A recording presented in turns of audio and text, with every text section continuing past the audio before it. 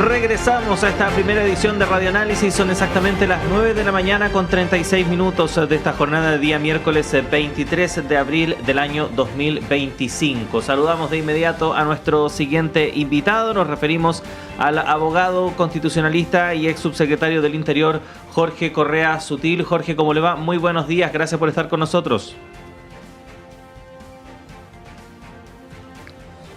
Sí, Jorge, ¿está por ahí? Ahora sí lo escuchamos bien, Jorge. Teníamos nosotros un problema, pero ya lo solucionábamos. Gracias de nuevo, bienvenido a Radio Universidad de Chile. Y queríamos conversar con usted respecto de diversos temas, pero queríamos partir con lo que ha marcado el debate político durante las últimas jornadas a propósito de la carrera presidencial. Y estos dichos, ¿no?, de la candidata de Chile Vamos, Evelyn Matei, a propósito del golpe de Estado civil militar y posteriormente los crímenes que se cometieron por parte de la dictadura en los años siguientes. Le quería pedir una opinión o una reflexión, Jorge, porque bueno, entre las múltiples responsabilidades que usted le ha tocado asumir durante su carrera está el haber sido secretario de la Comisión Rettig. ¿Cómo recibe que en pleno 2025 y como parte de una carrera presidencial este tema nuevamente se esté abordando de la forma como lo planteó la candidata Evelyn Matei? Yo creo que ella hace dos afirmaciones que merecen un análisis distinto. La primera es que el golpe fue inevitable y la segunda es que las muertes fueron inevitables. Lo de las muertes es bien impresionante lo que dice, porque da la impresión de que vuelve sobre una teoría que yo creo que en el país había abandonado por ahí por los años 90, 91, de esto de que fue una especie de guerra civil o que hubo combates que hicieron inevitables las muertes. La Comisión Rettig pudo afirmar que el propio día 11 de septiembre de 1963 a las 2 de la tarde o algo así, el orden público estaba controlado en todo el país y que hubo focos aislados, yo no llamaría ni siquiera de resistencia, uno en Talca, en la cordillera, más bien un grupo que intentaba huir por la cordillera y que tuvo un enfrentamiento. En el Tume, que luego se probó falso, y por lo tanto ahí no hubo un enfrentamiento, sino que hubo asesinatos, y en Santiago, donde desde luego hubo fuego cruzado en La Moneda, y algunos focos muy aislados, que no significaron una resistencia ni tuvieron una orgánica en la población La Victoria y en algunos otros lugares donde se cruzaron balas. Estamos hablando de 25 muertos de Fuerzas Armadas y Carabineros, 15 de los cuales se producen el 11. Y estamos hablando de unos 100 muertos de los 2.000, de los 3.000 y más, que de asesinatos que hubo, la gran mayoría de los cuales ocurrieron en el periodo que ella menciona, 73-74. Y la Comisión Rettig pudo decir de que el orden público estaba controlado porque, curiosamente, ese afán de registrarlo todo, ¿no?, tan propio de la colonia, de los Borbones, hizo que las comunicaciones de los jefes de plaza a la comandancia en jefe fueran llevados al Archivo Nacional, y allí los pudimos ver.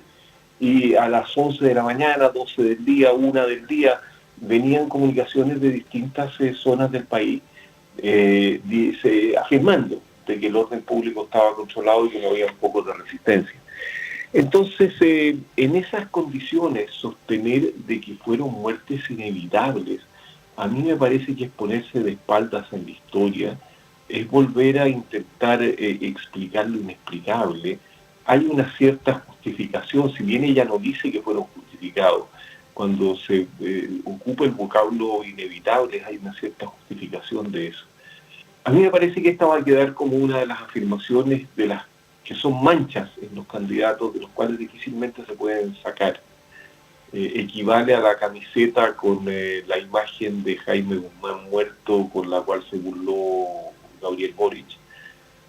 Son de aquellas cosas que se le van a representar una y otra vez, como dichos que la dejan fuera, creo yo, de sentimientos mínimos civilizatorios que creo habíamos alcanzado.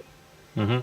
La otra afirmación me parece que contiene errores intelectuales graves, digamos, decir que el golpe fue inevitable, los maremotos son inevitables, los terremotos son inevitables, la tsunami, las erupciones volcánicas son inevitables, pero los acontecimientos históricos ciertamente no lo son. Entonces pareciera ser de que estamos en manos de fuerzas del destino y cabría preguntarle qué más va a pasar, porque si todo está escrito ya, bueno, ¿para qué nos esforzamos los humanos en hacer un mundo un poco mejor? Esa afirmación da cuenta de un error intelectual y vital muy grave, pero la primera, la de los muertos, a mí me parece la más grave. Uh-huh. Ahora, Jorge, llama la atención también que, bueno, estas declaraciones de la candidata Evelyn Matei se dan en un contexto de una conversación, de una entrevista que estaba en ese momento realizando Evelyn Matei con, en este caso, Sergio Checho Irán en la Radio Agricultura, que sabemos es un programa y una radio que tiene su historia y tiene su propia línea editorial. Y en ese sentido, la afirmación que hace Evelyn Matei surge a partir de una pregunta que hace Checho Irane en el sentido de que la interpela a propósito de su supuesta alejanía precisamente respecto de aquel mundo o aquellas personas que hasta el día de hoy reivindican lo ocurrido durante la dictadura civil-militar desde el golpe de Estado en adelante. Y ahí es donde Evelyn Matei dice que no, que ella no ha perdido, por así decirlo, o no se ha alejado de ese mundo. Y eso denota en cierta forma de que dentro de esta carrera presidencial, las personas o los grupos que reivindican a la dictadura militar pueden jugar un rol o van a jugar un papel dentro de por lo menos la disputa interna de las derechas en la primera vuelta de la elección presidencial. ¿Qué nos dice eso, ¿no? Respecto de cómo este tema que evidentemente, y como usted señalaba, a estas alturas uno creería que ya debiesen haber ciertos consensos mínimos civilizatorios respecto de condenar lo ocurrido en esa etapa de la historia chilena, sea materia de disputa de votos electorales en el fondo? Bueno, yo creo que ella la tiene difícil, como la tienen difícil todos los candidatos, ¿no? Alguna vez escribí una columna yo que se llamaba Sabanitas Cortas, que uno tironea para un lado y se queda corto para el otro. Y ciertamente ella tiene el desafío de crecer hacia el centro, de mantener todos los votos de Chile Vamos, de crecer hacia el centro y de ya probablemente en una primera vuelta rescatar los votos de Kast y de Kaiser. Todos los candidatos la tienen difícil, pero yo no sé, yo no he oído, a lo mejor no los he oído mucho, pero no he oído ni a Kast ni a Kaiser reivindicar las muertes después del 11 como inevitable. Creo que ahí ella, no sé, ojalá fuera un desliz, digamos, pero me parece que tiene una opinión que a mí por lo menos me descoloca. Uh-huh. Porque una cosa es ser libertario, una cosa es ser más extremo en decir que se va a terminar con la burocracia en el Estado, de que no se va a aceptar los privilegios de los migrantes, o de que, en fin, todo eso me parece a mí que es parte de la discusión de políticas públicas en el cual puede haber algún análisis moral, pero esto me parece que está fuera de los márgenes de lo que yo creía que se iba a decir en 2025. Uh-huh. Y que no lo oía desde 1991, 92, digamos, en que se hablaba de los presuntos desaparecidos, que se hablaba de los excesos. Ella habló de los loquitos después, pero por favor, si los loquitos que ella menciona estaban financiados por el Estado y ordenados por el Estado, ciertamente pueden ser locos. Las personas para torturar hay que estar un poco fuera de sí mismo, pero no digamos que eran unos loquitos que andaban por la libre, pues. La palabra loquitos también me chocó mucho. Las muertes posteriores se debieron a unos loquitos, no. Los loquitos eran funcionarios públicos, pues estaban financiados por el Estado y recibían órdenes del Estado. No me digan que los loquitos andaban por la libre al margen de lo que mandaba el general Pinochet. Ujú. Efectivamente. Jorge, usted como militante de un partido representante del centro político, como la democracia. Ya no milito, Ya, pero en fin, hágame la pregunta, ¿no? por mucho tiempo lo fue, Sí, pero pertenece a ese mundo, ¿no? sí, Del llamado sí, centro político. sí. ¿Cómo recibe este tenor que adquieren o que han adquirido las campañas políticas en el último tiempo con discursos tan extremos de lado y lado? Bueno, con cierto temor, ¿eh? Siempre a uno le queda la esperanza de que hay de que hay muchos votantes moderados, y lo vimos en la última elección de concejales y de alcaldes, ¿no? Un vuelco hacia el centro, después de esos bandazos de la primera y la segunda convención. Eh, yo creo que está muy líquida el electorado, eh, y me hago la esperanza, pero la esperanza nomás, de que, de que esos bandazos terminaron, de que el país despertó de ciertas borracheras no le llamemos borrachera porque es despectivo, pero ciertas esperanzas desmedidas en cambios constitucionales, en revoluciones, en cambios radicales. Yo espero que nos gire a la derecha ahora en cambios radicales. Y que se está imponiendo un cierto realismo. Eh, pero vamos a ver, pues, no soy pitonizo, digo, no. Ojalá así suceda. Ujú. Bueno, si nos guiamos en los resultados de los dos procesos constitucionales, claro, hubo un rechazo a dos posturas que en su momento se calificaron de extremas, de lado y lado, pero da la sensación de que ese votante o ese sector más moderado de la sociedad, que efectivamente quiere avances, pero no de la manera en que se plantearon en esos respectivos momentos, no logran ser capturados o no logran ser convencidos por el relato o las propuestas de aquellas colectividades que se podrían encasillar dentro del centro político. ¿Qué pasa ahí a su juicio, Jorge? Así es, así es. No tengo hipótesis clara, pero sí afirmar de que esos proyectos que fueron rechazados fueron elaborados por personas que fueron electas.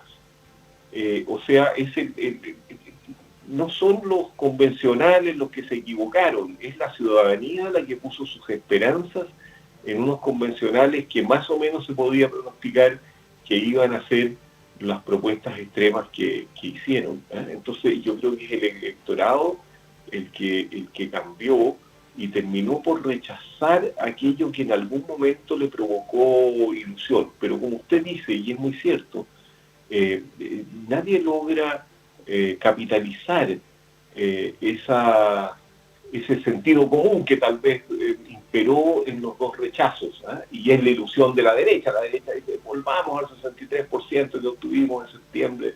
Bueno, pero es que es muy difícil volver, porque una cosa es decir esto es una locura, y otra cosa distinta es reunirlos en torno a un proyecto. Y yo creo que el problema fundamental, si usted me apura, es que no hay proyectos. O sea, que no hay, yo no digo programas de esos que son unos mamotretos de 500 páginas y que nadie lee, no. Digo yo, proyectos de Chile, una cierta narrativa, lo que en algún momento se llamó el relato, una cierta épica, un cierto norte de decir para dónde vamos y vamos a ir de esta forma. La derecha dijo, yo garantizo gobernabilidad, pero se le está yendo de las manos, estas peleas, estos errores graves, gravísimos de Evelyn Matei, lo que demuestran es que ella no lidera en su coalición con la serenidad que el país, creo, espera. Entonces, ¿quién va a interpretar ese sueño? Bueno, para eso hay que hacer un relato, y yo no he oído todavía ese relato de ningún candidato, para serle franco. Salvo en la extrema derecha, claro, hay un relato, cae septiembre.